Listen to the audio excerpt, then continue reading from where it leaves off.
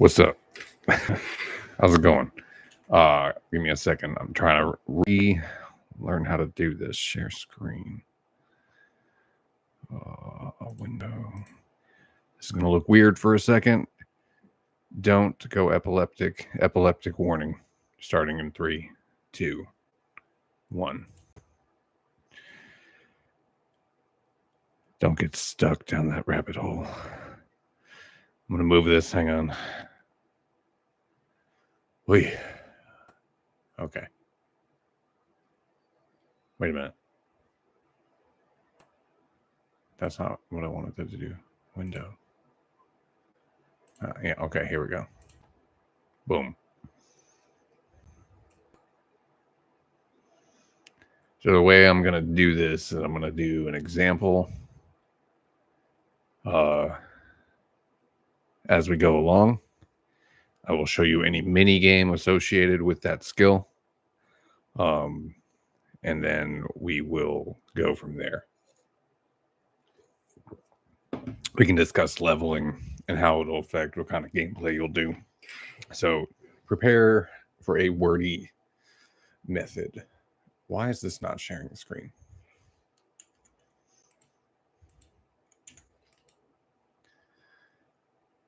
Here's the max core store module load. Cancel.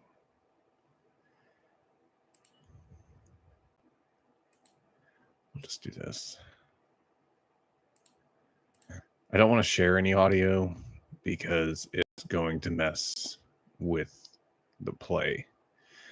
Can I move that screen?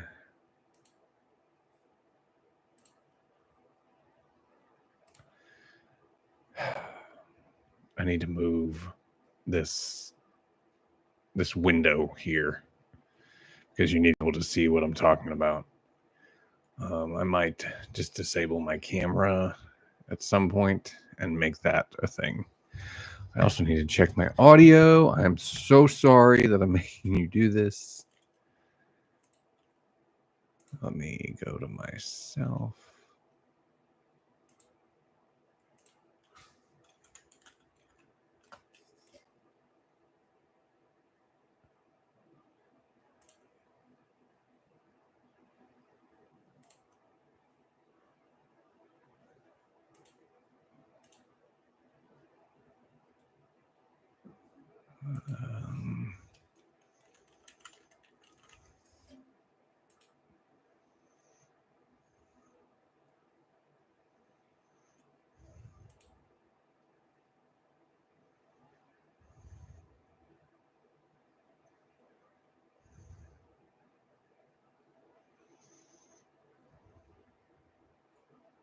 Why is this not working?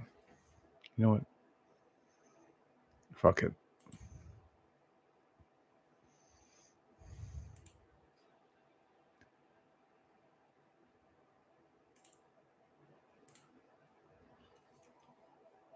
I'm assuming this is the one that I want here. It's the last one. This is my character. Character is a female. I'm on day 2008 and I'm level 30. This information down here is what's going to be in the bottom right corner that I was trying to remove. So I apologize that that's not going to be here. So I'm going to go ahead and explain this to you. This is what shows up on the bottom right. You'll have your health. That's your personal character health. This is your money counted in dinars. I have 1.83 million. That's what that says. This is influence points. You understand money, you understand health. I don't need to explain that to you. Influence points is something you'll need later when you're involved with a kingdom. Influence is how you govern in a way. You spend your influence points in order to make things happen within the kingdom that you're in. So when events happen, you'll be called to vote. And if you go one way, it'll cost you this amount of influence. And if you go this way, it'll cost you a different amount of influence. And you can lose if you don't have enough influence in your own kingdom. So if you try to enact something, it's kind of a point system. You don't really need to worry about it until you get to a point that you're in a kingdom, whether your own or a vassal. And I think if you're a mercenary, you can do that. This is your party size. Right now it says I have 307 active plus 26 prisoners. That's what that P is. That's how many people are currently with me. This is how much food I have. So I have 2,287 food. Okay. That's the thing. And this is how many fiefs I own. This is how many cities that you'll actually own. This isn't really that important, but it happens. I'm just gonna hit yes because I think that's what I want. Maybe it's because I uninstalled it.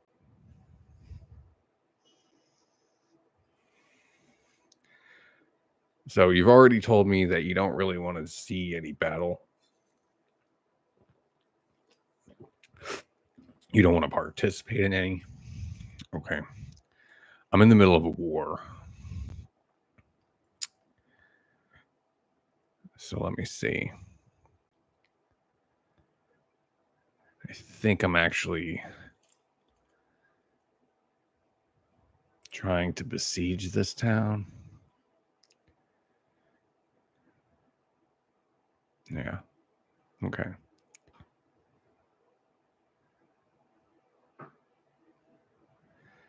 There's a lot of things happening on the map while I'm doing this. I'm sure you understand the concept of making time pass, fast forward. You're going to want to use that quite a bit, especially to speed up the game. But when you're in wartime, you want to be on that thing like clockwork, dude. I'm not fucking with you, especially on the PlayStation.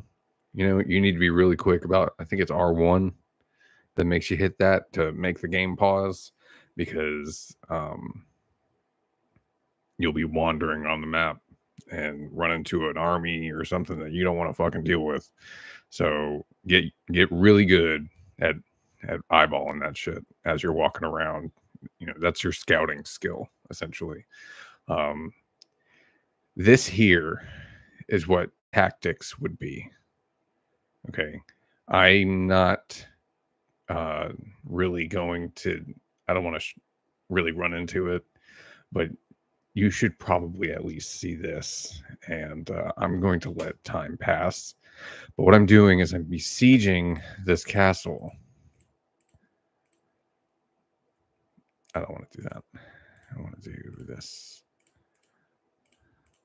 This is engineering. Okay.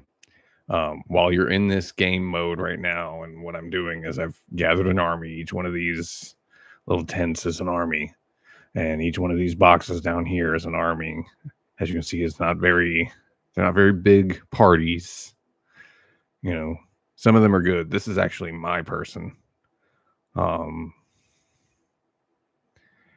And this one is from Clan Vitranus, which I recruited from another empire once I became a kingdom, which you can do later on. But this little mini game is all run by engineering. And what you can do is a party, clan. You go into these menus down here. You'll have to get used to those controls. I'll be honest, this game is a whole lot easier to play on a computer. I understand why you can't play this game mixed with a controller. When you're in battle, the controller is actually a lot easier to play. And most of the things that you can do in battle are very simple. And if you have the good skills to go with it, and the armor and all those things go with it, right now, your character's going to suck. Okay. You're going to suck. I sucked. I played the first Mountain Blade, and that's what gave me the most experience with the game.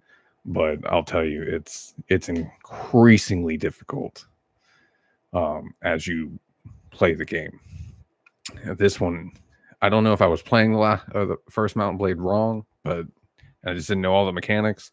But there are so many mechanics in this. And this menu system down here is going to be something you utilize all the time. Okay. You also need to get in touch with the encyclopedia. We'll get to the encyclopedia probably in another video, but from what you can see in this menu, this is the clan tab. Okay, this is the Q Cooks, because it's the Q Cooks clan. All right, it's a joke. I'm not a racist. Anyway, this is Arwa. I mean, my kingdom is named P Farm because that's what we accidentally named our Stardew Valley farm. I put P Farm, and it made P Farm in the name. So I don't take this game that seriously. So you can change your names at any point. You just click on these things. You cannot perform this action while you're in a siege. There's things you can't do while in a siege. So just learn that. This is my family, 14 people. I am playing campaign. This is my brother that you rescue. Okay. And then there's several more. There's a brother and another brother and another sister that grow up later. If you get them married, if you marry the boys off, you get the wife. Okay. But if you marry the girls off, you lose the girl. She goes to the other family. So if you ever get a proposal for marriage, only marry off your boys, because your boys will bring in another companion. All these girls, I'm Asarai. Here's Balat. It's my sister-in-law, and she. Can I look up her stuff? Yeah, this is the encyclopedia. You'll get used to this, but if you click on their face, usually it'll pop up their information, and what this will give me is her name. It'll tell me where she's from. She's a noble from the P Farm. That's my clan, or my kingdom. This is her traits. She's generous, but impulsive. Okay, I don't usually utilize her in the battlefield too much, but these are her skills, which when I got her, I utilized all my entire family as all good at trading because they all run my caravans. So everybody has really high trade. She also came with some skills. She had a riding skill. She had one-handed. Her scouting was pretty good, and her charm. Scouting probably got better while she was caravanning. Charm, I think, came with it, and Steward came with her as well. This will tell me her age, how many relationship points we have, and the culture. So culture is important later in the game. In the beginning, you kind of want to marry into the Empire. Usually what I start with is I'll go Asarai, because Asarai will give you an advantage on, I think, getting a caravan will cost you less, which is useful in the beginning of the game, and useful overall for your money, because eventually you're going to be playing and you won't be able to afford caravans at all. And if you do have a caravan out there, good luck.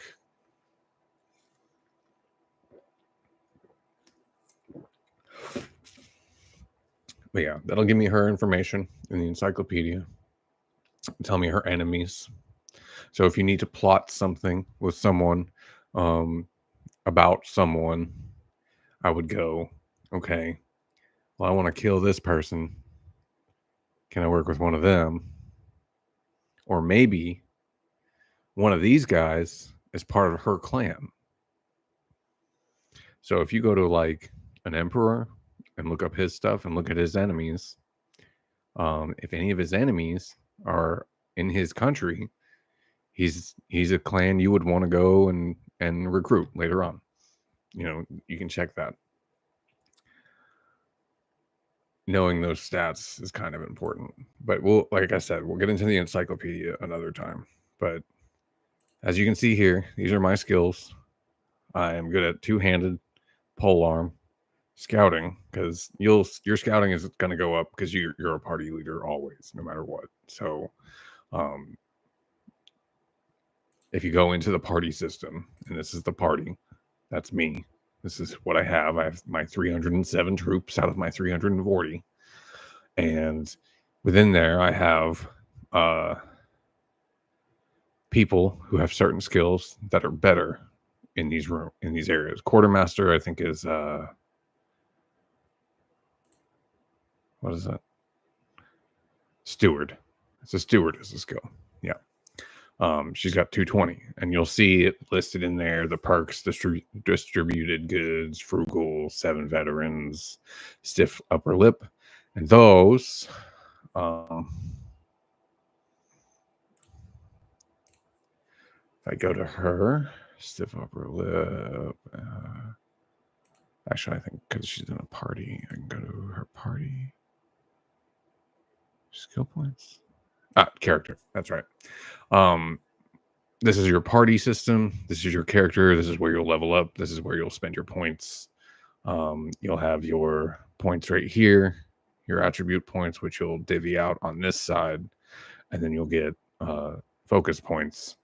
And what focus points does is fills these 5 slots in here. And as you focus them, this bar, this maximum skill level that you can reach in this skill, which if it's red, it's maxed, meaning I can't go any higher. Between my vigor being only 5 and my 2-handed being maxed out here, what it means is how fast am I going to learn this skill? So I'm learning it 5 times faster. Okay, but that will also boost this number here, or at least its max fill rate. If I had anybody with any points, it would tell me right here, which nobody has any skill points to spend, no focus points to spend. There might be attribute points to spend. Those don't show up here. But if they had a focus point, it'd be here. So if you want to go somebody else in your party, or that is part of your clan or your family, anybody that you are associated with and that you can control, you'll go through here. This is Helia. She is like, I think, a sister-in-law or something. As you can see, I maxed out her trade. She was a caravaner. And you'll get to spend her points. Why did we come here? Because we were looking at that one lady. That's right. That's her right here. I got her married off. Look, she's got a skill. What the hell? Why? What the hell? Why? Okay. I must have married her or married someone with her and just never did anything. Must have shoved her in a caravan, probably. There are some people that you'll just treat like that. It just happens. But you will need to plan out your family tree. So, because if your character dies, you need to pick the replacement. And the replacement is then played by you. So you'll want somebody that has your same skills, at least leveled up in that. Or, shortly behind it. You'll want that. You'll want to think of those things in the long run. What was her skill? What was special about her? Oh yeah, she had a 220 steward. That's right. And we were talking about those little perks that came up. Let me go back so I can do this. Was it here? No, it was in the party system. Right? Clan parties. Okay, yeah. We were here assigning people in my party. Now, in order to do this, they have to be in your actual party. You can send these people off to do tasks for you, or run a caravan, or be a governor, or have just sit around and do nothing. Essentially, you can leave them in a castle and have them do nothing. That's wasteful, but it does happen. You can always check the status of your members here in your members area. It'll tell you it's in your party. She's in my party. So when I go to parties and I select my party, these are other parties. They also belong to my clan. Okay. And they're currently with me. Arwa's party We'll go to Quartermaster, and we'll click here. And the first one here in this top left corner will always be the highest level. Okay. So if I go down here, I'm the highest level scout. Okay. And the best level surgeon is Iona the healer. Okay. The next one is here. So he's 120, she's 145. If you look in there, Iona the healer, medicine, 145. Perks, walk it off. Okay. Same thing. Perks, walk it off. So let's go back to what I was originally talking about. So she's the surgeon. So these people, as long as they're sitting in these spots, will gain skill points in those areas. Okay. If there's nobody in this area, it'll be you. No matter what. So if you don't fill any of these, all of these tasks are being done by you.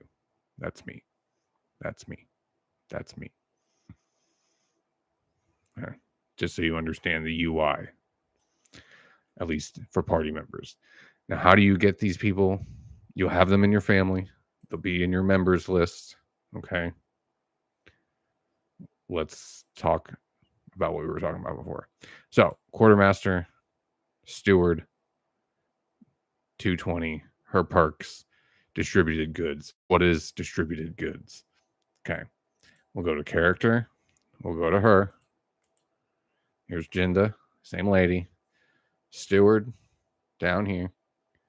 These are your perks. As you level up, this bottom bar here will move up at the rate of however many focus points and how often you use the skill. So being a steward means being a quartermaster. So if you give somebody a party to work with in your clan, so these people, they will also be doing all of these things. So as long as they're doing them. So if they're not out there doing any besieging of any castles, they're not doing any engineering, so they're not going to get it. But if they get into a battle, okay, they get into a battle, they will be the surgeon afterwards. They will be the scout while they're on the map, and they'll be the steward of their party. So they're all three of these guys are leveling up in these skills, so long as they're using them. So characters, Jinda. So long as that skill bar is moving up on the bottom, reaching the max points here, the 220, which she's doesn't seem to quite be there. I think it's probably maxes out at like 222, 221. And these will start to glow, and you'll get to pick one. And so here's your frugal as a quartermaster. Your party is 5% lower in wages, but as a party leader, she has minus 15 recruitment costs.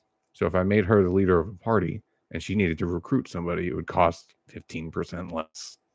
Okay. But while she's my quartermaster in my party, my wages for my party are 5% less. That's how you control that. That's what these perks do. And this other one, had I chose it, would mean if she was in my party, it would be minus 10% food consumption for my party. And if she was the party leader, there would be no morale penalty from having a single type of food, which those are things. Which there's more on this menu in the corner where my face is clearly blocking it. And I can get into that, but until I figure that out, I'm going to have a hard time. So let's go over the skills. You'll understand one-handed. Okay. Really all this is going to control is how well your troops benefit from your skills. Okay. Because that's also associated. If you're good at two-handed, there'll be perks in there like +1 morale every time you kill someone with a two-handed weapon, or something crazy. Polearm. Let me go to mine. Or what has the best battle. We'll go to her two-handed. She's maxed out on this. Okay. She uses that giant freaking axe and this giant polearm, which is these are the two best. One of the they're in the top tier of the game. You can create your own with smithing that are very, very good. Amazing weapons if you max out smithing. Like, I'm talking slicing through people like butter. I don't know why I never did it, but you can do it. Might be worth it if you max out smithing and then you're kind of shit over here. I still think you will pass. So let's see. All right. So this one is a personal, has 2 gains. It's titled Wood Chopper. My personal skill plus 30% damage to shields with 2-handed weapons. So if I'm ever up against a shield wall, I'm doing 30% more damage every time I hit that shield, which is really important. That's in battle. But as a captain, if I'm leading a party, it's plus 15% damage against shields by troops in my formation. So there's a benefit for you having the skill, and there's a benefit for your party with your skill. And that's how you'll balance those things. Good things to pair it with: 2-handed and athletics. 2-handed weapons work great on the ground. It's just the way it works. It's just a better setup. Pole arms work great on a horse. I didn't really max out riding in this one very much. I've done better, and where I would just be flying through on a horse as fast as possible. This will affect the level of horse you can ride on, how fast you can ride that horse, and how well you can maneuver the horse, and how much charge damage you can add into when you thrust into someone while you're flying by with a weapon.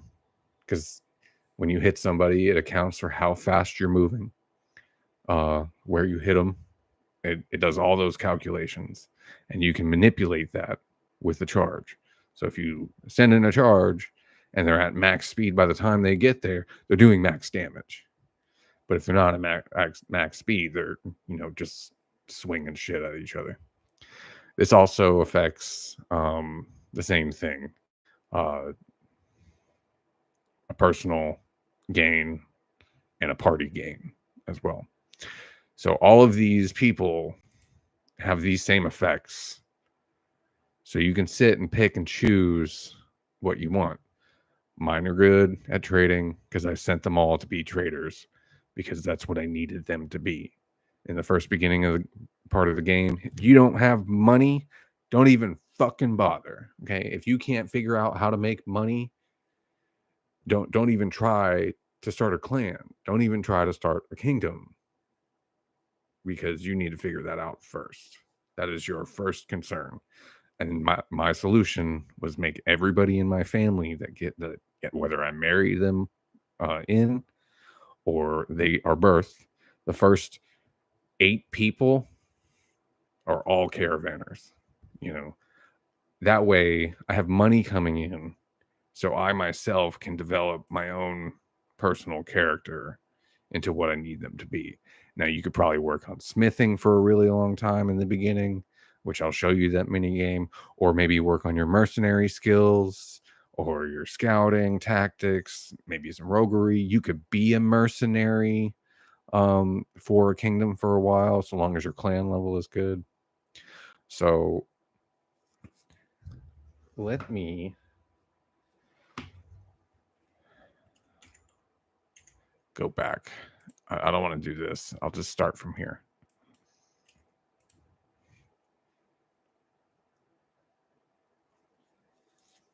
Sorry. You'll see how much has passed. Am I already at war?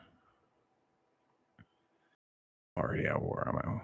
See, I just declared myself a kingdom, and these people are at war with me at this point. I should have shown you my other kingdom. I don't think I did. Good thing my computer is really fast. If you're playing on a PlayStation 4, this game is slow as shit. If you're playing on a PlayStation Slim, I don't know how this game is running for you at all. So my kingdom hasn't changed much in size. Um, I think I still have kind of the same amount, but I have castles in between that I have captured. So these are the cities. So if you zoom all the way out, it'll just be cities. Okay. And then you'll see it pops in. I got all the castles in between as well. So I have a really strong defended country with a lot of distractions along the way for them to try to get to. Maybe they'll try to take a castle instead of this city, you know.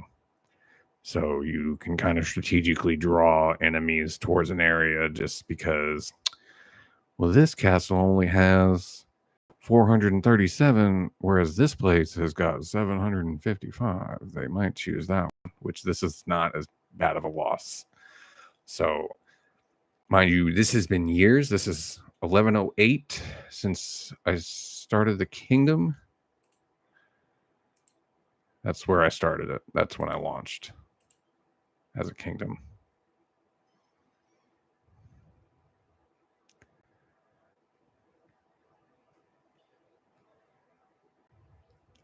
So it's been a whole year. And it looks like I lost that one. Yeah. It's been a whole year and I haven't really progressed at all. So it can be very tedious. And I bet you a lot of that time I was just kind of just chilling out, not really giving a fuck about what was going on, probably trying to make some money. I can withstand the countries that don't like me. So long as you're in a kingdom, you have the diplomacy method, which make any sense to you until you have a kingdom. And you can't even access this menu until you have a kingdom. Okay. You can't declare yourself a kingdom to your teal level 4, I believe. But you really don't want to do it until you're tier level 5.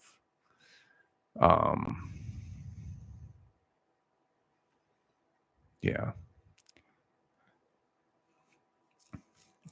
We'll do a few things. Since I can recruit a companion, I have one space open. If you don't know how to do that, I'll show you how to do that real quick. Where am I? Inside every city, there is a tavern district. Up here, you will see people of interest. Okay. It'll be something similar to this. This is how you know there's someone there. So right now, there's no one there. So there's no person of interest available. But if you go there, there will be one. And it'll be pretty simple to figure out how to get them to join your party once you talk to them.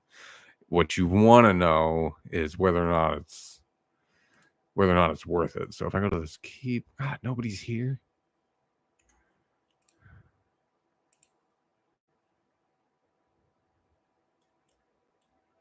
Go.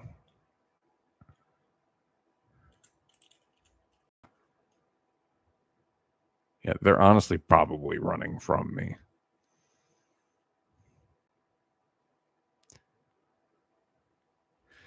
So this guy is part of my clan, or part of my kingdom, which so long as you have a kingdom tab, there's your clans. This is my clan here. Okay. This is one that I recruited from the Empire. So I have these people working for me, running their own things.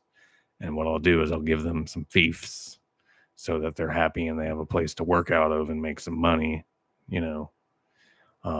That way I don't have to manage it. I don't have to do any of that shit. They do all that. That's one perk of that. My last playthrough, all the way to Emperor, I didn't own a single town. I just had caravans. Everybody else had all the towns and all the castles. Why? Because it made everybody happy. Okay. And it worked.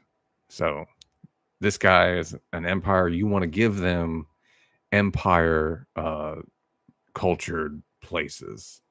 Otherwise, the city will rebel against them. It's a loyalty game system that you have to deal with once you own a town. You can own a town at any point in time. Period. You don't have to have a kingdom. You don't have to be a mercenary. You don't have to be a lord or anything. When one of those cities is rebelling and doesn't match any of the colors that's with it, which is what happens if you lose the loyalty and say, I give a non-empire cultured town an empired leader, they're going to be like, I don't want this empire motherfucker here. I don't like him. So you're going to have low loyalty, and eventually the city will rebel. So that happens to other countries too. If you go in there at any time and manage to take that city's yours. And as long as you're not a kingdom, they can't declare war against you. So it's a thing. If you attack them, though, it does limit a few things. I've actually owned several cities and then just let them go to shit so that I could do something else. Because once you own a city, you can't do some things. So these guys are, what is it? Battanian, I believe. I think these are Valandians. So I don't think I've given them. I think castles can't be rebelled against. You don't have to worry about loyalty in a castle, but you have to worry about loyalty in a city. So these guys probably own a city. If they're in black, it just means you haven't met them, like personally talked to them at all, or they haven't been in a party involved with you or something like that. So these guys are black, but again, I can pull up all their information anytime. This is your cities. Right now I own a few just so I can balance out my money, because while I'm at war, I can't have caravans. Let's go back to skills. So these are simply explained. These are pretty much the same thing as these. You just get different skills. Okay. I will say archers are amazing. Okay. If you did, they have done entire playthroughs where people only use archers. Okay. Including for their main character, they only use archers. Okay. And they dominate. Fucking dominate. So archers, don't throw them away. They're worth it. You having the skill is up to you. But I would assume these skills and these skills, I would say, all calculate into this. Now, tactics is when, say, let's go ahead and attack this. And I just send troops. This is tactics. It's doing all these calculations. It's doing all these things behind the scenes. It's not happening. It's getting you the results that you want to read. This is my party. This is their party. This is how many people I had. This is how many people I think killed. 55. What? Huh?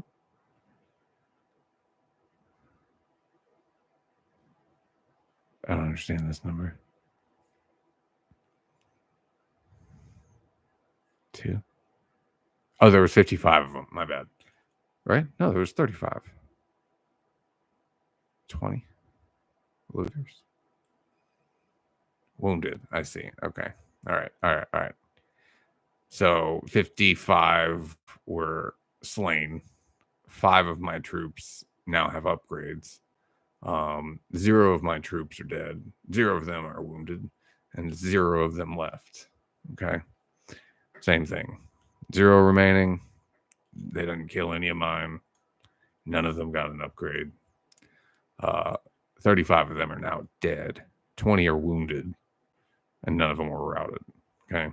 So this is the entire calculations here that's done behind the scenes. That's your tactics. So what I mean is, see, now there's 20 that were wounded. Now I get 20 prisoners.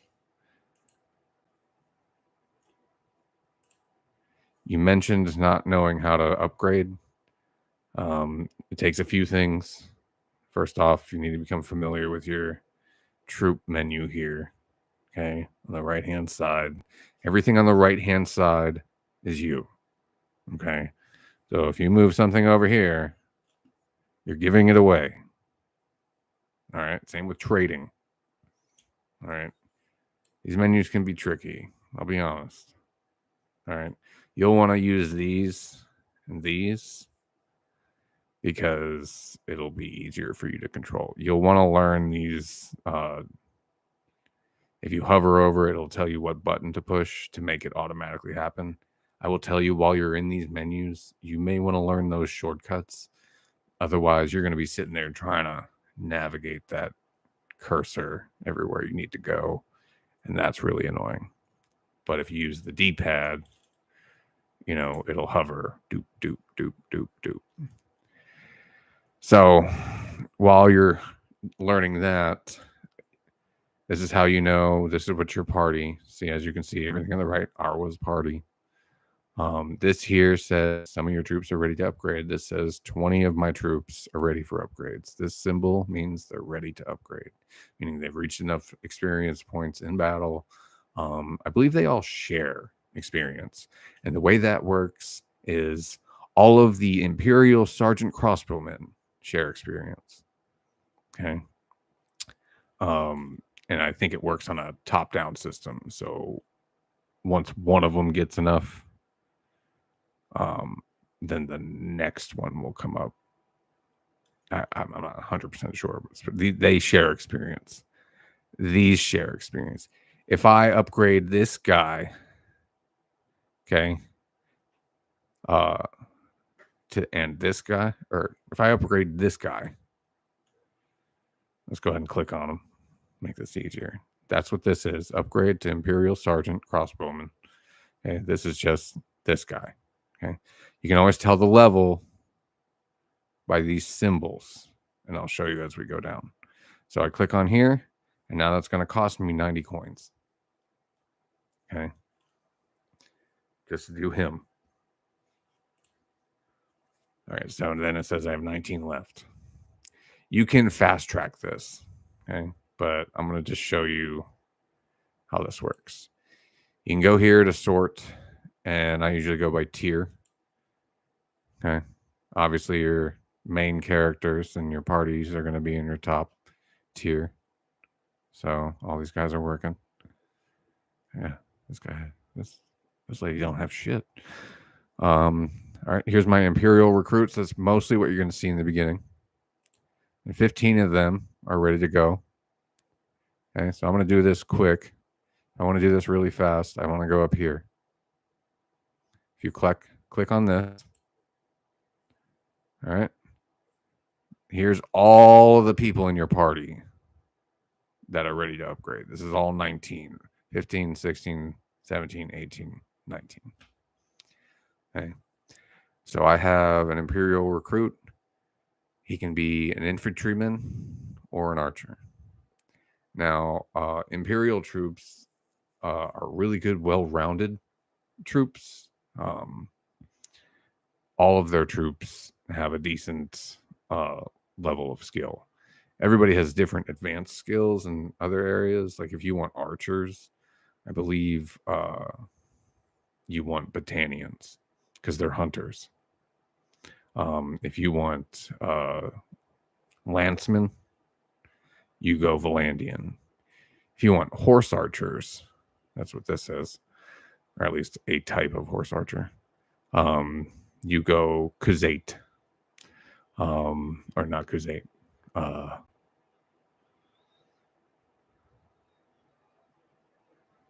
Asarai is horse archers. Foot troops, you want to go Sturgian. Mind you, they're all very powerful. So if you get a high level Valandian foot troop, it's still going to be tough. But each of them get different types of weapons that give them different advantages in different scenarios. I like Oserai Axemen because the Axemen can get through a shield wall much better than anybody else. And shield wall is utilized so much by the AI, it's ridiculous. And you can get a shield wall made up in shit. He's got a fucking shield. He's level 2. He's got a fucking shield. And you got to hit that thing like 3-4 times before it breaks. I have to hit that thing as high a level with the 2-handed weapon. Have to hit that thing like 4 times for his stupid level 2 shield to break. All right. And there's hundreds of these dudes on the field. And they're always on the field because these are low level. Okay. So I'm going to do a mix of both. I think this is R1 and L1. I don't remember. So now my number of those Imperial archers has changed. Now I have 23. My Imperial foot or infantrymen. It's not here, but it's there. These Imperial archers that I just made. I already have a few. One of them's ready. So he's just an upgraded to a trained archer. And what this will do is give him better equipment. This one looks like he gets better armor. Or at least some armor, whereas the guy before just has like this cloth. He actually has something on him that actually gives him protection. Now you're going to get into these kinds of troops. If you always want to know, if you want to know what kind of troop it is, you can just go here. This is a normal horse rider, which means he has a melee weapon. If you see a horse with a bow and arrow, it means it's a horse archer. Okay, this is an archer, and then that there is a sword. Means he's a melee, foot melee. That's how you differentiate. When you see this symbol here, it means you need to have a war mount in your inventory. That's a war mount is a type of horse. They're usually more expensive. We can get into that another time. You need a war mount in order to upgrade them. There are normal foot troopers that will upgrade to a mounted foot trooper or mounted soldier or something, and they'll require a mount, just a regular mount. So as long as you have horses in your inventory that are just mountable horses, then you're good. And we can look that up later. So this will cost me 1 war mount and 45 gold. Boom. So you understand that. Okay. You're just sitting here trying to pick and choose which kind of troops you want. And that may just be whatever your current goal is. You know, I have a certain type of troop that I like to have. Horse archers are amazing. I will tell you that. And Oserai axemen are really good. Crossbowmen, amazing. Okay. So once you've done all that, okay, you'll also have the option. I don't have any right now. You can have prisoners in your party. You know, so after a while, these guys will become recruitable. And there's skills that you can get. I think it's under roguery, actually, where roguery or leadership, one of the two, it might actually be a combination of both, where you can turn like random looters into like they level up. And instead of becoming their bandit tree level type, they'll become a normal type of troop instead. But you can upgrade. I don't think a looter upgrades into anything. But they won't level up as prisoners. But if you recruit them, they can level up into higher level bandits and stuff. Same thing with mercenaries. If we go to this gallant sword sister, a sword sister starts off as just a sword sister or a sword recruit or something else. It might be something else. And then they're just a good, well-rounded, if you need something that levels fast and just need a cheap horse archer just to kind of draw attention away. That's usually what I use them for. I'll turn them into these gallant sword sisters, and they'll ride around shooting crossbow bolts at people, and they're actually pretty effective. But they're tier 5. So if you want to go over tiers real quick, this is tier 1. It's one little tiny triangle. Okay. Tier 2 is the 2 of them. Tier 3 would be 3. Tier 4, yeah, is one big pyramid. And then it goes big pyramid with a pointy thingy. So that's tier 5. This would be tier 6 because it's got 2 pointy things. So it's kind of like the military. Similar military setup. This will give you the breakdown of the kinds of troops. These are the symbols I was talking about. I have 99 infantry, 61 archers, 64 cavalry, and 33 mounted archers. So pretty well rounded, but usually what I'll do is my footmen are usually my recruits, which means they're my distractions. They're the ones that are kind of just being on the front lines going, banging shields against shields. These guys are picking them off from a distance. These guys are breaking the enemy line, charging, okay? And these guys are distracting other cavalry and interfering, just regular interference. So mobile utility, just need someone to pester them and draw them away. That's what these are for. These are a spearhead, just take out a few at one time, and break them up, split them up, cause a distraction, cause chaos, mix up their shit, give them something else to hit because they'll hit the horses instead of you. Then the archers are involved from a distance, and then in come the infantry while everybody's scrunched together, just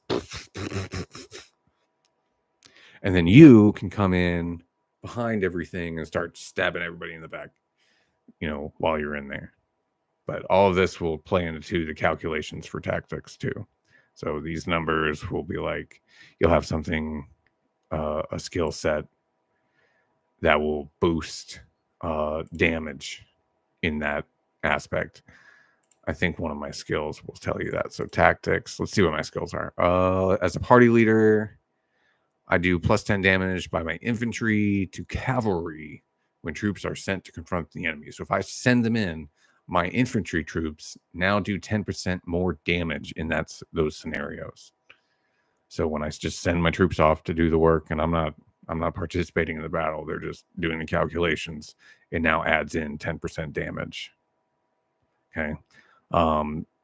As a captain, there's 25% morale penalty when troops in my formation use a shield wall, different formations. That's while I have them with me in battle and I'm controlling them. Because while you're in battle, there's numbers being calculated as far as morale. And morale affects how long they'll stay in battle with you. So, and I think I have something with two-handed. Every time I kill someone, it gives party morale. Decisive battle as a party leader, plus 5 damage in the plains, steppes, and deserts. So now it's considering the locations of where I'm at in the calculation, because those are it's calculated. If it's a heavily forested area, it's going to put cavalry at a disadvantage. It's going to put archery at a disadvantage, and it's just going to throw an equation in there. So now, in these specific scenarios on a plain, steppes, and deserts, out in open plains, I do 5% damage plus, or 5% more damage. I already have Osiri, which Osiri has no speed penalty on the deserts. And I also have some scouting tactics that allow me to move through open plains faster. So is that what I chose? I might have chose to move through forests. Okay, +2 travel speed on steps and plains. So now I also move faster. And that is also calculated in there too. So while it's adding in how much damage my cavalry is doing, it's adding 2% movement speed to the cavalry that use pole arms. Remember that ride through and deliver damage max speed equals max damage. I just increased my max output by 2% plus 5%. That's what tactics is calculating in. Horde leader. This will also give me +10 party size. Minus 5% army cohesion loss to commanded armies. If I'm controlling an army, which before when I had like 1,000 troops a few minutes ago, that was me controlling an army with all those characters that were down in the corner, which you couldn't see because of this window. Damn. Right, I just realized that. So yeah, there's those perks there. +3% more damage. Yep. When I break a siege, after battle, or other events that occur, you may have a disorganized state over your head, and it's like a red marker saying that you're currently disorganized. You haven't allocated all your troops together, so everything's moving a little bit slower before you can. All right, everybody's here, let's go, and then you can fly off. So after a battle, normally you're in a disorganized state. It will slow your party down and also give you some debuffs. I think in morale, but there's skills as a leader under leadership right here that will reduce that amount of time, that disorganized state or those debuffs, which will also be calculated into your tactics when you send people off. So this just decreases the amount of time. So minus 15% time, I'm in that state. So I'm 15% more organized.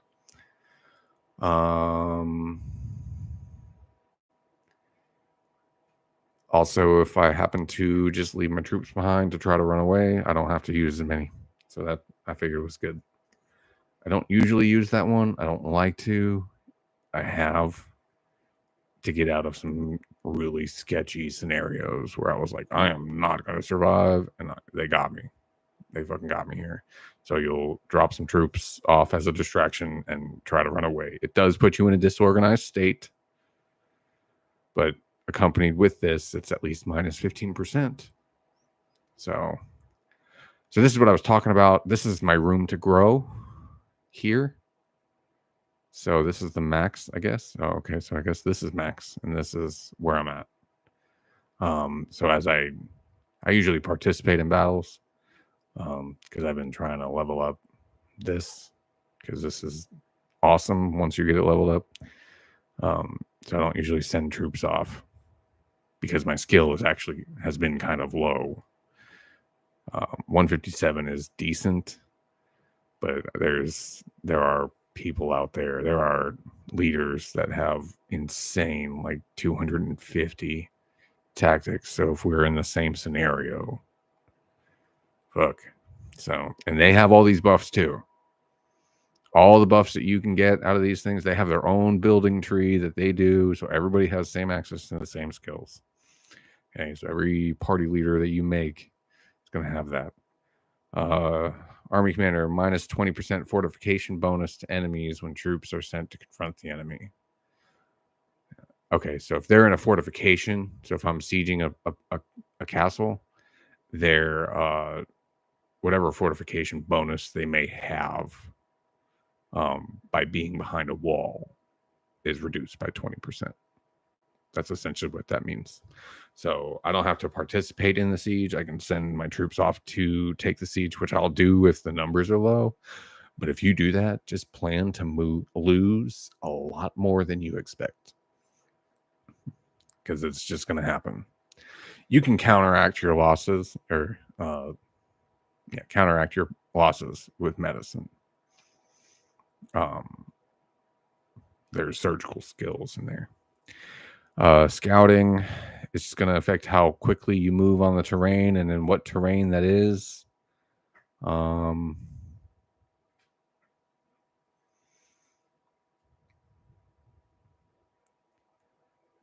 Yeah, certain perks to do minus. Yeah, while I'm in a forest, I can now see farther in a forest because there's a minus 50% penalty.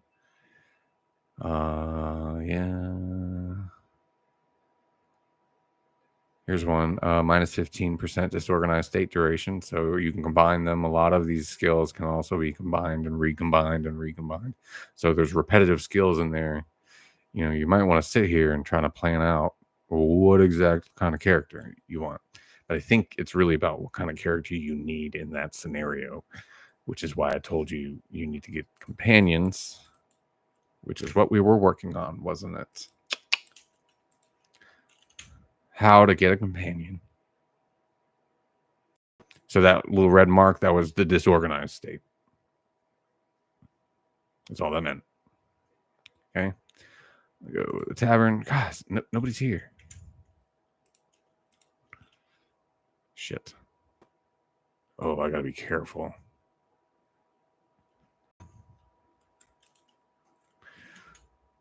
If I auto saves again 2 more times, I lose my last save. Or my most current save.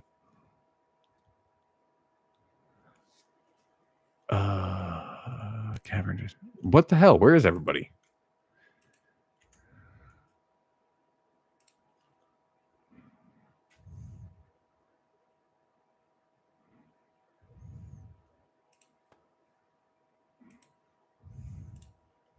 Sorry. I don't want to lose that save.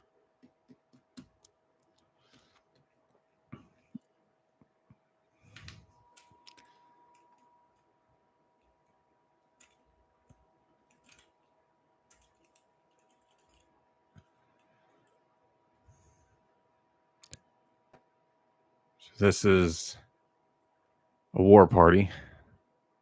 It's controlled by this menu over here, which you can't fucking see. I try to do this without a window at all. I just don't know how to do that.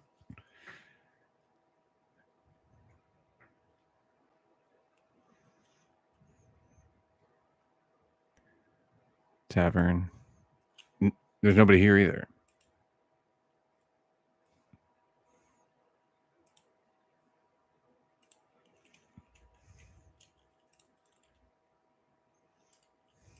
Where is everybody? So while I have these in the green, you know, my people in my kingdom will patrol the area, keep it safe. I say that, but then you'll walk around and find looters have taken a castle somehow. That actually, all right, finally, Jesus Christ. Okay, so I can tell right off the bat this guy is Sturgian. Why? Because he's wearing blue. That's it. It's usually how you can tell where somebody's from. It's just by color. The reason I play orange is because orange is the only color you can pick that doesn't match closely to anything else. So I always play orange. So all orange symbols are me, but you can do gold or purple, and then you'll just look like everybody else. And then you can't tell what's what except for the green. So I choose orange just to keep it organized. All right. So this is Kuliat Coalbiter. He sounds like a blacksmith. Okay. So I'm going to click on him. Sorry. Right click on him. See, he is Sturgian, as I said. He's a wanderer. That's what you want. A wanderer is somebody you can make into a companion. Go to the tavern district, find one of these dudes. Here are his skills. Period. That's it. You can find all this information in the encyclopedia. If I wanted to, I go to talk to him. My name is Arwa, blah, blah, blah, blah, blah, blah, blah. Oh, whoops. I could use someone like you in my company. He's usually going to ask for some money. But I already have him. But then, boom, he would be in my party. Now, when I go to my clan, which down here you should have options for your clan. Beyond family, scroll down here. You'll see what was his name? Coalbiter. He wasn't a blacksmith. You usually tell in the name what kind of person they're going to be. Like Catamenos the scholar, he's going to be intelligent. Okay, he has high engineering. Very intelligent guy. He's also empirical. Okay.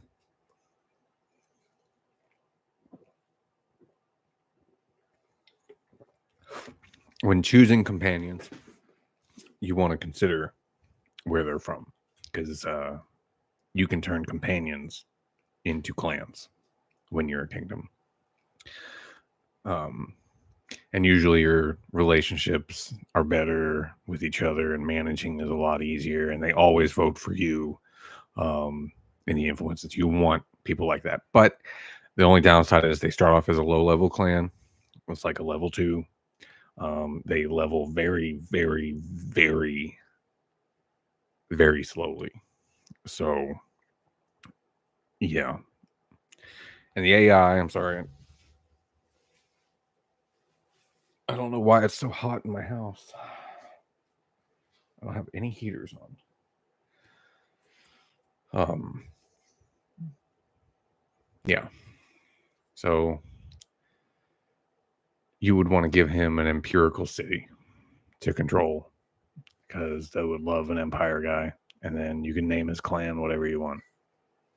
So he's empire. I'd probably name him Empire Clan, just so I would remember who the fuck they were.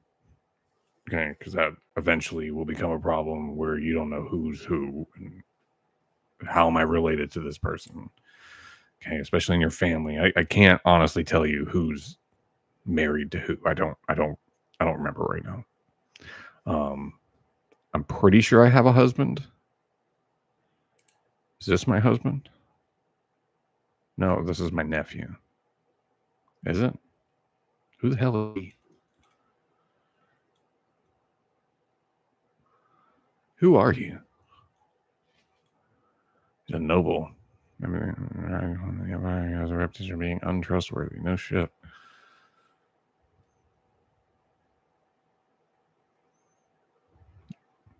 Mother is Bolat, not John. He's my nephew. He's married to Jinda. Yeah.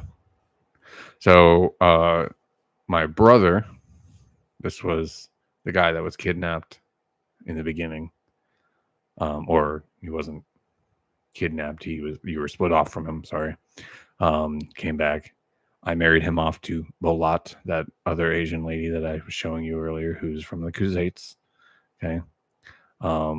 Because he is their son, he has Khuzait culture. Even though Najun is Asarai, but his wife is Khuzait. It is random. Okay. The stats they get are random. Okay. Not these stats. You get to control those as they grow up. You'll get to choose what they learn, and you'll have to figure out what you want them to learn. I usually pick a couple sets of skills, and then I try to maximize those skills as they come up. And I go, okay, well, obviously I put a point in 2 points in engineering. Then I want him to be an engineer, so I want to do whatever it takes to make him a better engineer. That's what I'll do. For him, it was probably medicine and steward. I think I was making him a leader because I was making him my replacement should I die. He's only 20. Okay, I shouldn't expect his skills to be that crazy. But Najun's skills, look at his shit. He's all across the board. He's good at a lot of things. Okay. All right. Okay, Najun. This is another brother. This is the younger brother. Okay. This is his wife. As you can see, he has skills, mostly trade. He was the younger brother. He was one of the first caravanners. He was the first one to be old enough in the family, besides the older brother. So he was the first one in a caravan. Boom, sent him off. Whatever. He's 35. Okay, he's been doing that his whole life since he was 18 years old. So boom, that's the only skills he's got. Accompanied with that comes with steward and a good amount of charm. Those skills do coincide, and scouting. Plus, he's riding a horse the whole time. He's been in battle several times. I think I had him as a party leader at one point. So he had his own army at one point and would ride around. So utilize that. Always consider their skills first. If you don't know, just go back and look. If you don't remember when you go back and look, write that shit down, dude. I don't know what to tell you. That's how it's the best way to play. You want to match your skills with your people, with what they do. And highly recommend everybody you get, like his wife, great at trading. Great at trading. She's 40. 40. They have 2 kids. 2 kids. Ergion. Oh. Do we have kids? Oh. Oh, that's right. She didn't have kids. She never birthed any children. I think actually what happened is Fothid's wife died and she remarried. I remarried him to her. Yeah. Something like that. No. These are his children. Oh, that's right. They're not old enough. I'm sorry. These kids are in my family. They're just not old enough yet, so they don't count. So they are in holding. Boom, boom. 2 kids. The Friss and Ergion. These are their 2 kids. So I'm only on the 3rd generation of children right now. There's 2 more sets of kids right there. All right. I think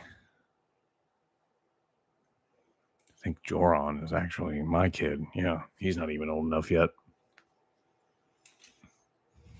Yeah, that's me, which means who the fuck? Who is this? Leosis. Age 16. Mother. Oh, that's right. I'm sorry. I was looking at the wrong thing. Child, Leosis, and Joron. Okay. The most children a female can have is 2. Or they can give birth twice. Actually, the most they can. All right, let me start over. The most they can have is 3 kids. The only way to have 3 kids is to have 1 kid and then 1 set of twins. That's the only way to get 3. Okay. If you have twins first, there's your 2. If you have 1 and then 1, you'll get 2. The only way to get 3 is to have 1 and then twins to get 3. So you can't get 2 sets of twins, so you can't get 4.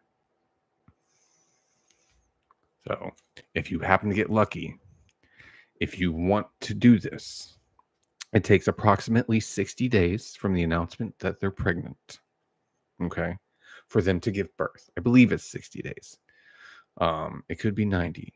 So if you sit and wait those 90 days inside of a castle, okay, on day 87, I believe, the sex of the child and the outcome of that childbirth is decided in the code in the game.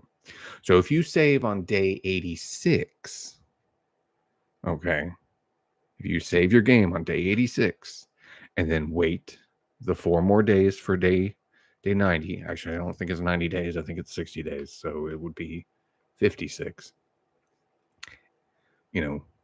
About 4 days prior to whatever it is. And it'll tell you, it'll give you an announcement. It'll say, so-and-so has learned she's with child. Okay. On day, save your game, wait the 4 days, you'll get the outcome. Okay. If it's not the outcome you want, reload. Okay. Go through that process again until you get one child. And then on the next pregnancy, try to get your twins. Okay. You can have multiple people can have babies at the same time, and there's no control. How do you have a baby? In your party. And by that, I mean this party, the party within your troops. Okay. You have to have you and your spouse, which would be Sanian, with you. You have to be in the party with him or her. If you're a guy, it would be a girl. If you're a girl, it's a guy. You have to be with you. And you have to be staying in a city. Just go to a city and wait. Okay. There is a skill you can get. I believe it's in Charm called Virile. Plus 30% chance to have children. That's it. That's your only boost that you can get. And it's the first one in Charm. So if you have any points in Charm, which she doesn't have any, so it took me a while to have a baby, but you can get pregnant day one. It'll tell you, it'll just say so-and-so has learned that she's with child. When you go to their character screen or whatever, there will be a little pregnant symbol. I think it looks something like this. It's either up here or down here. It's somewhere around them in this character menu will show that they're pregnant. Okay. That's only if it's your husband or wife. Okay. They have to be in your party. You can also do that with, say, your brother and his wife. They can be in your party. You can be waiting in a city with them, and they'll bone and learn that they're with child. You wait your 56 days, get your outcome. Wait your 56, save your game, get your outcome that you want, move on. They'll have sex that way. Or you can send them or drop them off together in the same city with each other. So as long as they're paired up in the same city, they're going to bone. Okay. That's the only way to do that.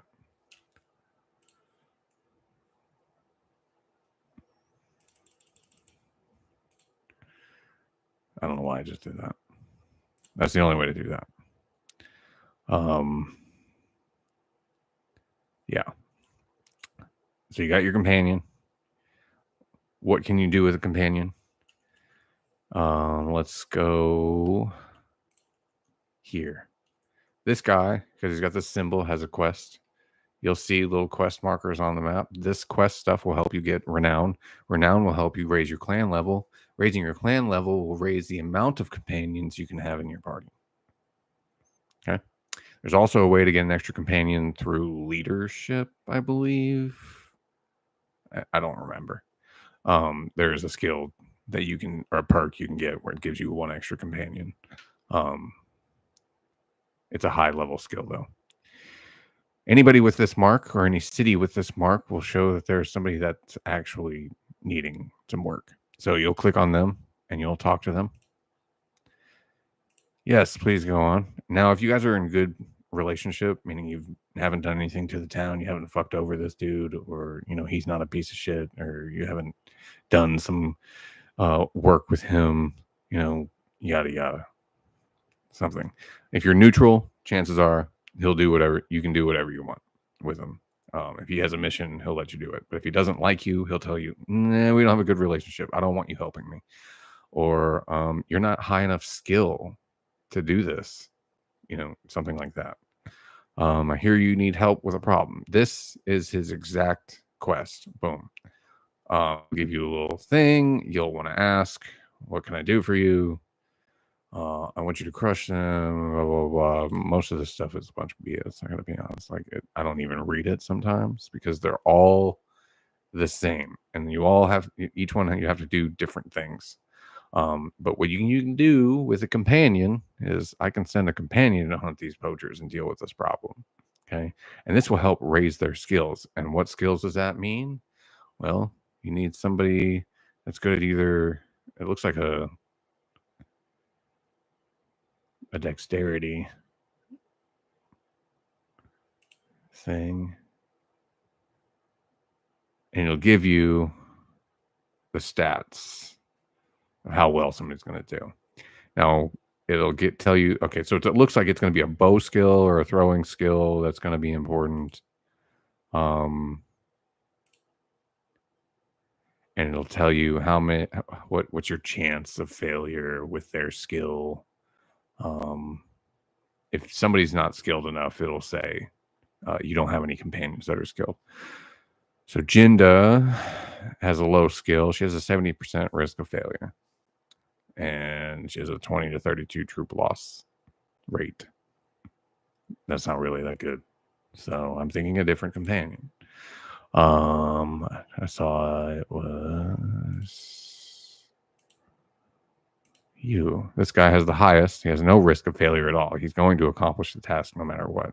But he's going to lose some troops. This is my character's husband. He was a high level guy when I married him. That's why I chose him. I looked up his stats and was like, huh, he's got some good stats. I'm going to marry this motherfucker. Boom, married. Okay, I think he's like 20 years older than the girl. Anyway, so I can send him off. All right. And I'll click him. There's Sanian in this party. And it looks like he needs 41 troops. Okay. Now, if you have the right troops, it'll allow you to move them over. Which it looks like it's just letting me take whatever. Now, these troops will leave your party.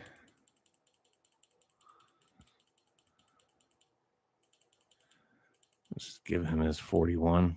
Now, it's going to cost me $2,300 to send all these troops. Mind you, this is a higher level thing. You're not going to be dealing with these kind of numbers in the very beginning.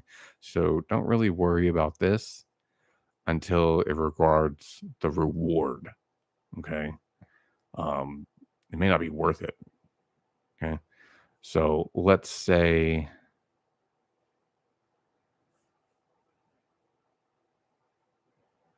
done. It'll say my army of poachers, so-and-so is sending a problem. And if I want to, I can go into the quest log down here. Here's my army of poachers, and it's going to take 8 days. So if I sit here and wait 8 days, he'll come back. There will be results, and the situation will, at no risk of loss or no risk of failure. Okay. So 100% chance of accomplishing the task.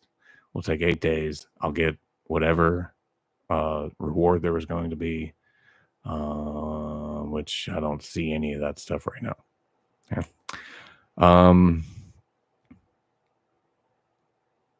I'm going to go ahead and tell you as far as quests go for the mainline quest. Fuck this shit. Don't do this. Don't. Just don't do it. Don't worry about it. Like, this is a story mode thing. You can avoid this by doing a sandbox game, but a sandbox game does not give you a brother or give you 2 brothers and a sister in your party. So you will be starting your family with just you. Good luck. You don't want that. Trust me, getting 14 family members has been a long time coming. I don't even know what year the game starts.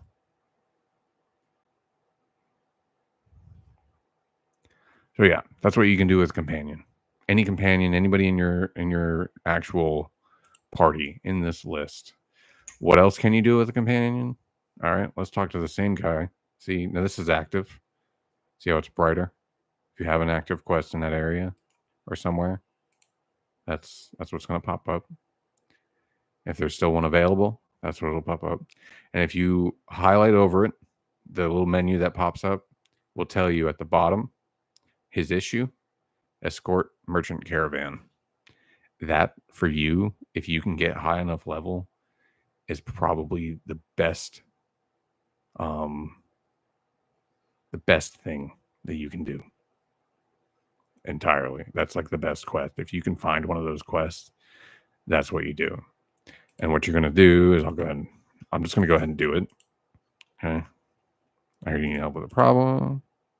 Oh, see, you and I do not have a good history. I don't trust you, so he won't do it with me. All right, fine. So I can't do the quest.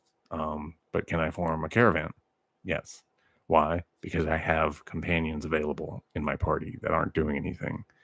I accept these conditions. It's going to cost me 10,000. It only cost me 10,000 because I'm Asurai. That's one of the skills of being an Asurai. Is it costs 5,000 less, or like 30% less, or something. Normally, it's 15,000, and in the beginning of the game, getting 15,000 is a lot harder than you think it is. But if you do those escort merchant caravan quests, and what you do is you follow a caravan on the map, okay, outside of the town, it'll pop up. It'll have the blue exclamation point on it. You'll follow it. It'll tell you where it's going, okay, and it'll only move as long as you're moving.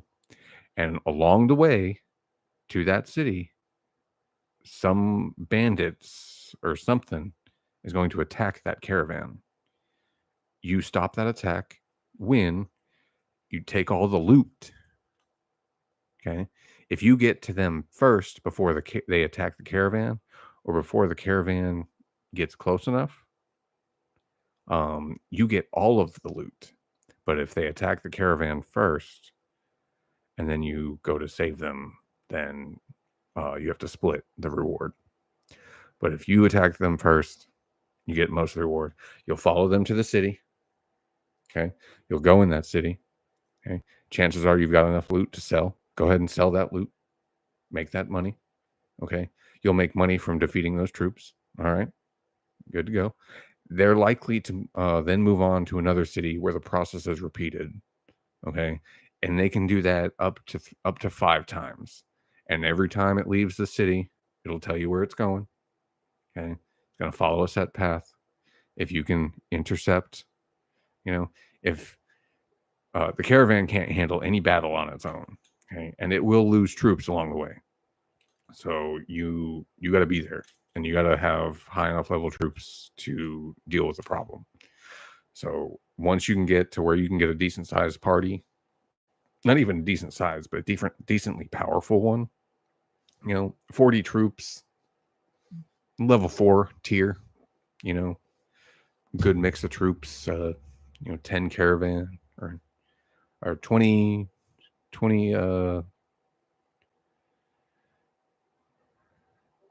just mix it up. It doesn't really matter. Having a good mix is important. My blood sugar is dropping. I can feel it. Yeah. So boom, I'll accept these conditions. I'll go ahead and just do this, and I'm just going to pick a random person. It doesn't actually show you who's good. So if I leave town, shit, it's saving. That's not good. Okay. I'll let time go by. And there's Helia. That's her caravan. She's going. So what'll happen with those escort merchant caravans is they'll pop out. They'll have this blue little symbol. You'll follow them on the map. We'll go fast. This is not the mission. This is not what it is. But something to that extent. 42 troops, 42 looters will pop up out of nowhere. So where you want to be is in front of the caravan to intercept this guy before the caravan gets there. So you want to know where they're going, where they're going to be. So don't veer off too far. You just want to be slightly ahead of them, and you just want to catch that looter group that's going to attack them. They'll also have this emblem on them that will tell you that that's what they are. Okay. So pay attention to those exclamation points, and you'll have an easier time. So as that caravan and the escort mission goes, your party will want to be just ahead of it, intercept the looters that are going to attack, follow the caravan. You can't trail too far, because if you trail too far, you'll lose track of it, and then you fail the mission. So it's an escort mission. So you got to be with them on the map and they'll go to a couple cities. It's usually a minimum of 3 cities. So you'll have a minimum of 3 battles. You'll get 3 sets of loot. Okay. Yeah, it'll take some practice. Once you get into the city, just go ahead and sell the loot you got, whatever it is. Buy some food, maybe buy a few horses so you can move a little bit faster, which I will explain as soon as I can figure out how it'll affect party speed, because you'll need to worry about inventory. Dude, we haven't even touched how to manage inventory. Hey, we're still on skills. So roguery would really only be useful in war. If I wanted to, I can go to this town.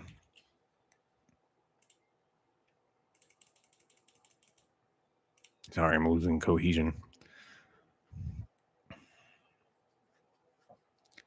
I just had to spend influence points to maintain cohesion.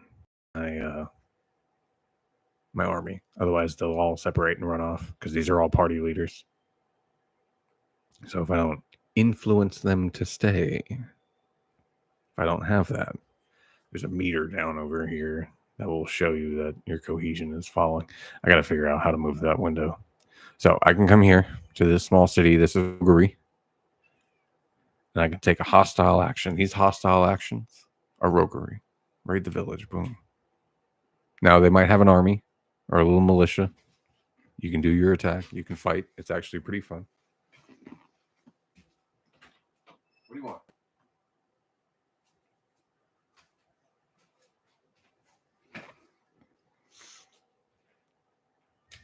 Sorry, that's Cloud. You'll get some gold. You'll get some grain. Here's a mule, some hardwood. And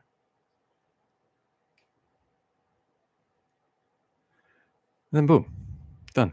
I've successfully raided the village. This will be unusable for a while. It won't produce any goods for whatever city it's attached to, which I think it's attached to Sanala. Yeah, it'll tell you if you highlight over it. It says bound villages. Mijiyit, Hamoshawat, Jahasim, and Nalan. And that is Nalan right there. So its bound city is...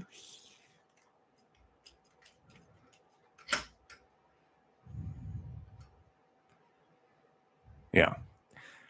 Bound settlement is Sanala. Boom. Done. So it'll bring all of its grain and stuff to Sanala. So now it's not going to do that because I just pillaged the whole city or the whole little village. That's roguery. Not only that, roguery also messes with my ability. Some people don't like the song. Hi, Trip. You want to go to sleep?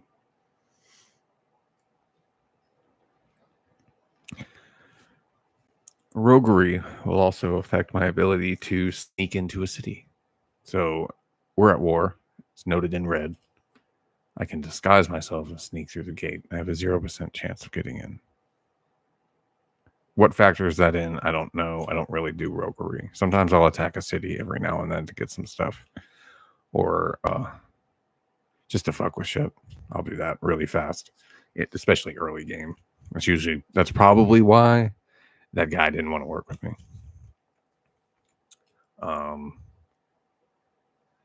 Yeah. Skills. That's roguery. If I go into a city, there's also gangs in the city, and you can take over the rival gang.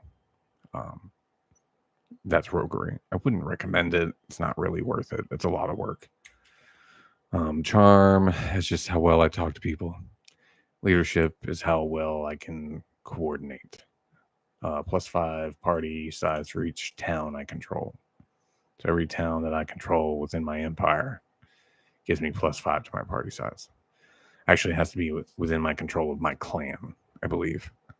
So my clan has to own it. Trip, are you falling asleep? +50% renown gained from battles, +200 experienced troops when I recruit them. So when I recruit a troop, they automatically have 200 experience. Most basic recruits will level up as soon as I recruit them. And then if I'm governing a city, which, anyway, I can't. You can, but you shouldn't be governing a city. Your main character shouldn't be. Trade. The more you do this, the easier trading becomes. You'll get better prices on certain products. I think this one gives me a minus 15 price penalty while selling equipment, which is what I sell the most because I constantly get loot. So if I'm selling anything, it's usually a bunch of gear that, another party dropped and I picked up. So now I get plus 15% when I sell it. Also, any profit that I'll make off of an item will show up and be apparent on the screen. So if I go into trade, it'll be in green, which means it's profitable to sell it. If it's in red, then I'm not making a profit off of it. And that'll count in whether or not you paid for it. Paid for it or found it. And then also other things like increase your carrying capacity by 30%. That's actually not bad. But any of these skills I don't have, what's her name has? Jinda. And she's my quartermaster. So as long as she's the quartermaster, it'll be minus 50% cost of bartering for safe passage, which is not great. I'd rather have this one, honestly. But I don't get to choose the skills she already had. It's already implanted. There's a menu to change that. Steward, again, is controlling your party. So it's mainly controlling your party. This is like leadership controls like the power of your party, I guess is what it would be. And steward is how well you can manage that party. It'll be how efficient the food is eaten, or whether or not people get paid, or how well you can train them. Like this one is plus 4 daily experience, for tier 4 and above troops in my party. Not necessarily what I like to do, because I like to recruit and then level them up very quickly so I can get a level 4 or a tier 4 troop very fast. So combined with my leadership skills, where is that? Recruitment bonus. Yeah, see, this one has plus 4 experience per day to tier 1 and 2. Okay. I also had that skill to recruit plus 200. So they'll be tier 2 when I recruit them. Okay. So they'll get plus 4 experience all the way up to level 3. So they'll be a tier 3.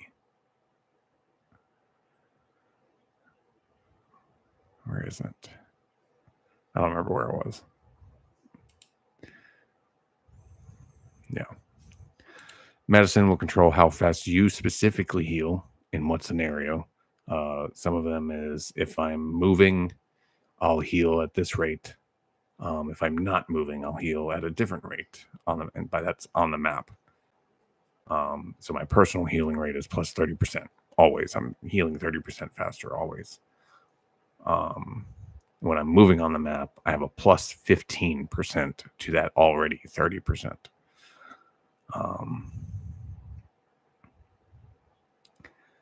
This is a minus 50% party speed penalty from the wounded, because there's a penalty speed because you have to carry them on that thing, and that's down here with party speed, which is a whole menu system. And here's engineering, which just really controls what kind of siege engines you get, how quickly they are built, and how well you can fortify your own city that you happen to be governing. That includes prisoner stuff. Let me show you the smithing game really fast, and then I think I'm going to call it a day, because I need to.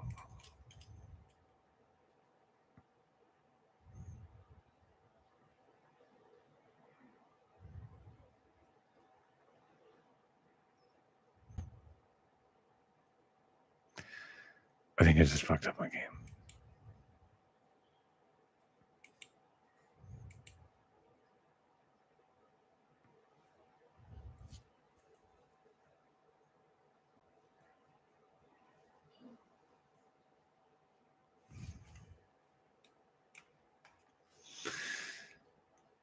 Okay. All right. This isn't bad. This I can save here. All right. Real fast smithing game. You'll want to enter smithy. Okay. You'll need to choose which character is performing this thing. Okay. This will be the person that also levels up in smithing. You'll see their level, smithing level 39. 1, 0, 7, 1, 2. Okay. And then I've got more along the way. 39. I don't have anybody. You can find somebody who's a companion that has much better smithing skills, and you might want to use them. Okay. So boom. Arwa's going to do it because she's in charge. Okay. There's 3 separate things you can do. Okay. First things first, you will need charcoal. Okay, so you will need hardwood to make charcoal. There's a skill that you can get in smithing that makes 1 hardwood into 3 charcoal. Okay, but I chose something else instead. So I'm dealing with having 2 hardwood to make 1 coal. So I don't get very far. You'll select it, it'll highlight, it'll be gold. And all this here will tell you what's in your inventory. All I have right now is 1 hardwood. Okay, you will need to acquire all of these things in order to get that. So how do you do that? Okay. Well, if I had some charcoal, I could go to the smelter. Okay. So with the combination of smelting and with charcoal, I can take these weapons and turn them into iron and hardwood. Okay. So these are just looted weapons on the ground, and they'll tell you what it'll make right here. This is what this straight saber makes. These items. Boom. 1 wrought iron, 1 crude iron, 2 iron, and 2 steel. Okay. If you sold all of these ingredients individually in the right city, you'll probably make more than what the straight saber is even worth. Okay. Iron prices are affected by each other. So if there's a bunch of crude iron in the economy, the price of steel is going to be low. But you can always make these things in the refinery. Because if you have 1 crude iron and 1 charcoal, you can make a wrought iron, and you'll just select that and you'll refine. Select, refine. Select, smelt. Select, smelt. And you'll get that item. While that's all happening, this green little meter right here will start going down. Okay. It takes approximately 24 hours for it to refill. So if I go to Arwa and empty this green bar, I can then go to Sanian and empty his bar and just keep moving. As long as I have the materials, they'll keep working within their skill sets. Okay. So these are 0. Everybody's low, but she has the best. So she'll have the better outcome. She'll last longer in the smithy. So all you need to do, leave the smithy, rest, and in about 24 hours ish. I usually do it at the start of day. So I get that rooster crow. And then, okay, all right, it's morning. Go to the smithy, work. All right, everybody's exhausted. Go back, rest. Okay, and that'll level up smithy. That'll make your materials. Now, when you're high enough level, you can go to the forge. Okay, the forge, if you want to make some money, you can make some orders. You have to have the materials to make the orders. And it has to meet this criteria. Like, let's say weapon reach. It's got to be long enough. So I'll just make it longer. Okay. But this isn't the right skill to make a mace of this quality. it needs to be higher. It needs to be 72. It's only 47. I don't have the skill to make it. Okay. Next order.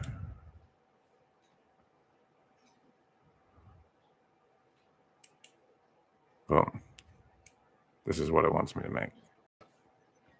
If it has everything that I need, it's going to go automatically select the items. But you can also free build. This is where you make some of the best weapons in the game.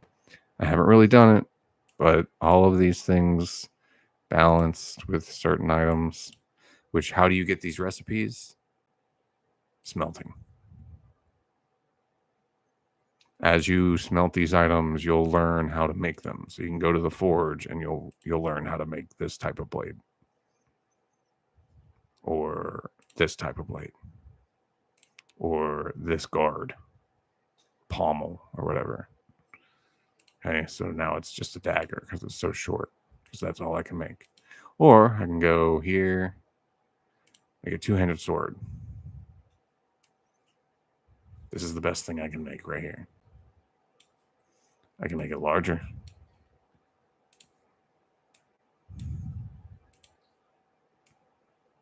But it'll change things.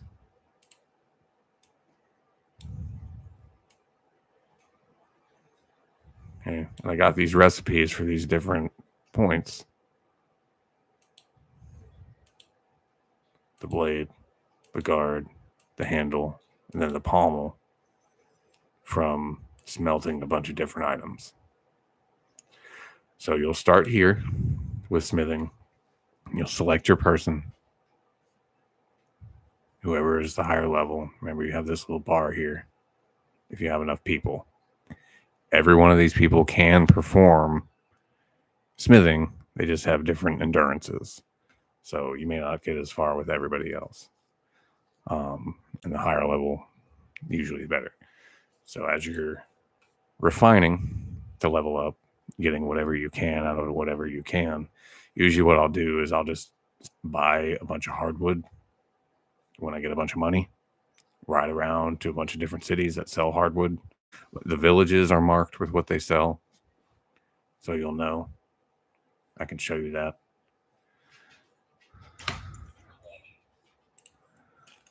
If you look above village, that's wheat. That's sheep. That's lavender, I think. I don't remember. Rice. Maybe rice.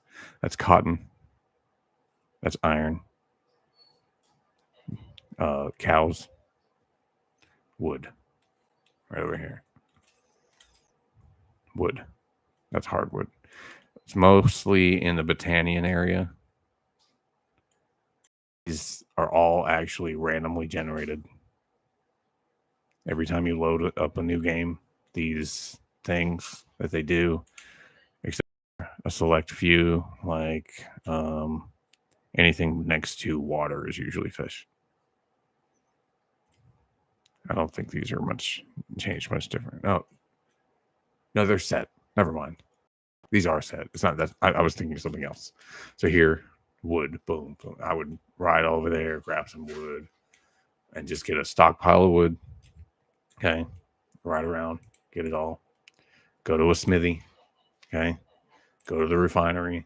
You got your wood. Select wood. Make your charcoal. Go here. Boom, boom, boom, boom, boom, boom, boom, boom, boom, boom, boom, boom, boom. This will go down. Okay, and then okay, you've done all your hardwood, and I would just go, all right, can I make any crude iron? Do I have any iron ore? Okay. Yes. Okay. Refined. Okay. That crude iron will help you make wrought iron. Go ahead. Boom, boom, boom, boom, boom, boom, boom, boom, boom, boom, boom. Until she comes exhausted, do your resting pattern or change your character, and then rest. They will all recover within 24 hours. Okay. That's how you'll get your raw materials. And I think you can actually go further the more you level up. Like you'll be able to make more stuff in the refinery. Okay. And then you'll go to the smelter with your raw materials. Yeah. Your raw materials, you'll break down these weapons. Okay. Which will give you more raw materials. Okay. And then you can go back to the refinery and refine those if you need to. You'll have those more options as long as you have the charcoal. You can keep refining it. Okay. And then you can take those recipes that you get from smelting.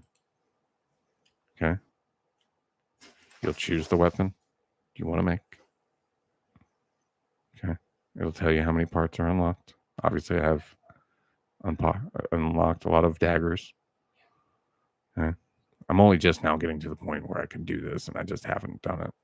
Otherwise, when I was doing it before, all I had were like small weapons. So it wasn't worth it. Now it's worth it. I might try to do it. And you can level up smithing very quickly. If you can hold on to a plethora of stuff, which if you own a city, you get access to storage and you can store items in there. And then just go to that city, pick up those items, go to the smithy, and then break them all down, get your raw materials, and then make what you need, make what you want, use it, try it out, see what you like. You're not going to be in battle, so you don't really need to worry about it. But your characters, your companions are in battle, and you can equip them with these weapons.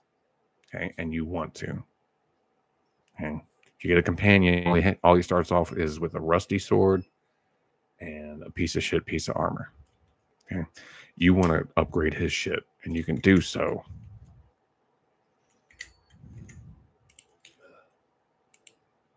Is it inventory? In inventory, same thing. You go through. Here's his armor.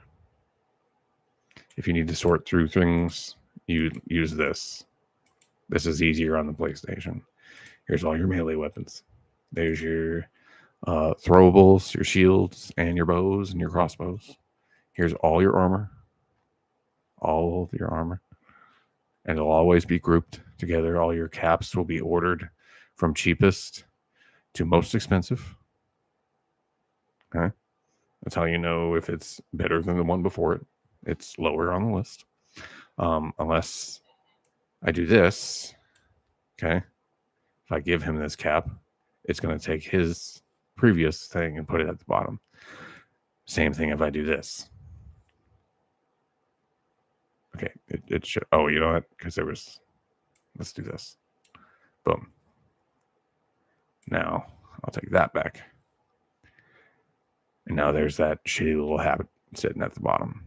God damn it, you can't see what I'm talking about. If you see this little icon change, that's what I mean. This. Usually the higher the value of the item, the stronger it is. That's what you're looking at. And these numbers will be in green if they're better. So the weight, if it's lower, will be in green. If the armor tier is higher, it'll be in green. If the armor number, which the head armor number is 36, if it's higher, will be green. If it's lower, it'll be red. So if I try to equip this motherfucker, it's going to tell me that the weight is best because it's 0.1. Okay, which is pretty damn good. All right. Means my movement speed isn't going to be affected as much. But my armor tier is 0. Okay. And the head armor is 1. So pick and choose my battles. You can actually give him this hat. Boom. This is your civilian outfit. So while you're walking through town, this is what you're wearing. Now, some things you can't wear, but some things are actually armored. So wearing it is sometimes beneficial. If you go into a town and you try to take on a gang, this is what you're wearing. Okay. Which the body armor is trash. Okay. There are better. But usually they're wearing shitty armor too, so you don't have to worry about it. Usually. Here's your horses. Okay. We'll start from the top. You'll always have your armor, horse armor, which Sanian, why do you have shitty horse armor? What's wrong with you? Do you even have a shitty? Do you have a shitty horse? I gotta upgrade his stuff.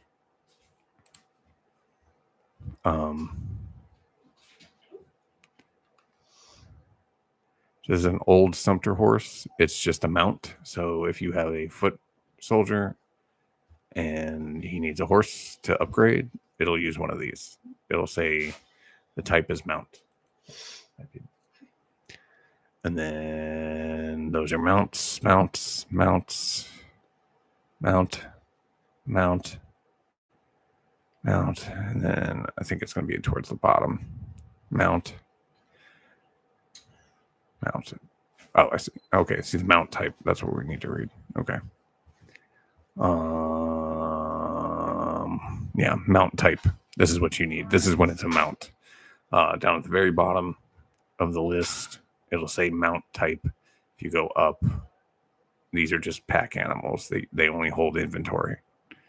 So if you look here, this is my max weight hold with all of my horses and all of my men.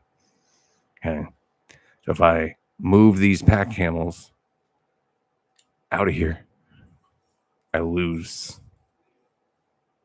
some of that carry capacity. So 43310, now it's 44990.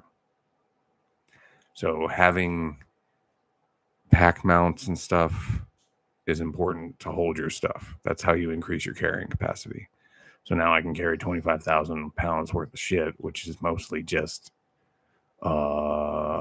this grain. Okay.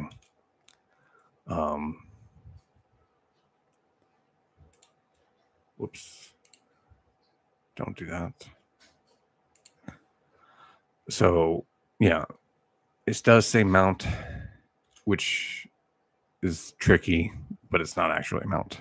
What you're looking at, what you want to see is the mount type. Mount. That's for a soldier to become a mounted soldier. And then you'll need a war mount for the upgraded version of that. And if you have them in your inventory, they'll automatically use it. And you will lose the inventory capacity bonus that you get from this one type. They all have similar names. Like this is a Botanian hobby, Sturgian native, a hunter pony, a round C, just a regular camel, and then there's war camels, there's pack camels, a Costian there's noble mounts, which are highly trained, the best of the best, the fastest of the fastest horses, and you need the highest riding skill to ride them. If you don't have the riding skill to ride these, they'll be red and you can't equip them. So if you don't understand equipping, it's pretty standard. You'll take the item that you want and it'll attach into these slots here, and you'll want to compare the information on them. So this here is your weapons. You can only get 4. This banner will give you a type of buff. The buff will be explained in the standard of duty. It is in miscellaneous. Here's a steel banner. Decrease taken melee damage, attack damage, 15%. So if I put that on here, he now takes 15% less damage from melee. Or is that what it is? Melee attack. Yeah. Decrease taken melee damage. Boom. Done. That's it. And he will donate 300 XP every time, he reaches 300 XP. 300 XP will be shared.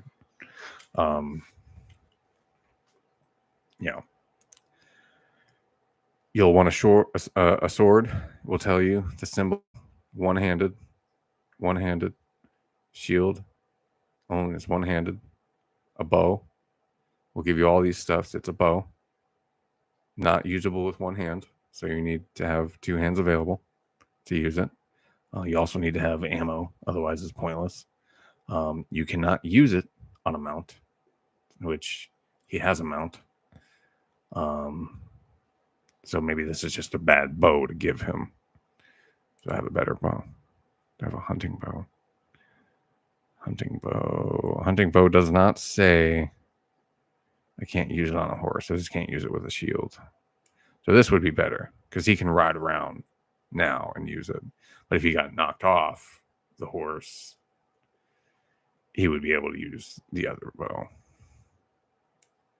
I'd rather him have that, honestly. This will show off your horse if you want to see your horse. So you need to have the corresponding things to go with it. Let's go to my main character. I only have 3. I don't use a shield because nothing I have is one-handed except for the War Razor, which I can use it one-handed if I really need to. But the War Razor is one of the best two-handed weapons you can get. It's fast as shit. Okay, fast as fuck, and you can only pull it out if you got in 2 hands. If you don't have a shield, and I don't feel like dealing with the menu in that system, which you aren't going to be participating in those battles very much. Not a big deal. You won't have to worry about this stuff for you then, unless you're in battle, in which case, good luck. If you don't have anything, there's no other extra buffs to get other than what your gunner would get you. So this one increases my melee damage by 15%. So, boom, I hit harder. This guy doesn't have anything on him. This is what they start with. This is the garbage. He looks like a peasant. Okay, he's got a rusty sword. Okay, he's a surgeon. I got him for his medical practices. That's it. He's in my party. I can use him, but I just haven't taken the time to upgrade him. She's another surgeon. I will check her skills, and I think she has one-handed, and she's really good with bows. She can't ride a horse, so I'll keep her on the ground, and give her the best bow I can give her, and then she'll be more useful that way. And then a mace delivers more damage to armored troops than a sword will. So if you're going up against heavy armored knights, you want a mace. Period. If I can make a 2-handed mace, I'm going to work on a 2-handed mace. But I think I need to work on my smithing first. Jinda, I don't really use, and her only skill is one-handed and riding on a horse. So I just armored her up, and she's just going at it. He is my engineer, I believe. He's decent. Same thing. He's mainly throwing and shooting weapons, so he's part of my archers. Kind of gave her the same scenario. She can ride around. Give her some better armor. She can ride around, shoot arrows, and she can hit against people with armor. She's got a War Razor. She's got a lance. Yeah, she's got a lot of shit. She's doing good. She's powerful. She's one of my better warriors. I think I raised her to be a warrior because I couldn't use her for anything else. Yep, just the standard troop. These guys are mostly trade caravanners, so they don't really have a lot of skills in battle until now. I've only recently started using them.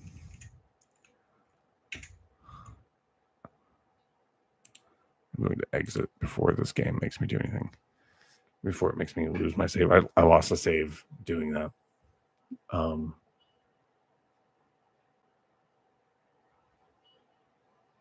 Did I?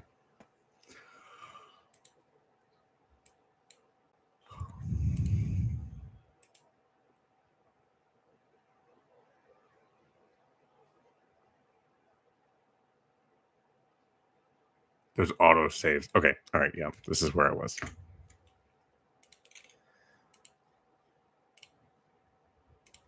I'll just save there and I'll know exactly what I was doing. And I'll just come back here. Tactics wise, that's a whole nother video.